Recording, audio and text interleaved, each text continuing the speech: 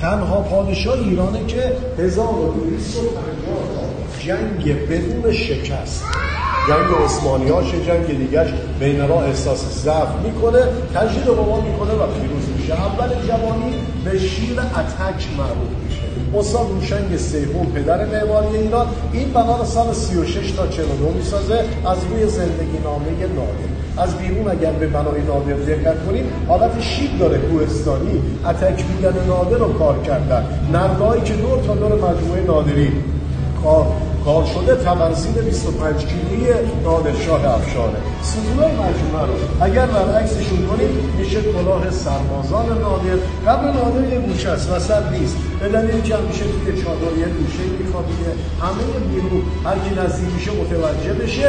و جالب سنگ قبر نادر دقیقاً شبیه الماس دریای نور که نادرشاه هندوستان میاره. 1250 تا سنگ مرمر قرمز به تعداد جنگ‌های نادر کار کردن. پله‌ای که اومدیم بالا 13 تاست، به حدود 13 سال پادشاهی نادر برای ایرانمون برای مثل چادر عشایر زدن. نادرشاه تنها پادشاه ایرانه، در چادر به دنیا میاد، در چادر از دنیا میره و با آخر عمرش اصالت عشایر بودنش رو از دست. محمد گورکانی پادشاه هندوستان در دشت کرنال از نادرشاه شکست میخوره و نادرشاه از اونجا برای ما 1150 تا شتر فقط جواهرات میاره.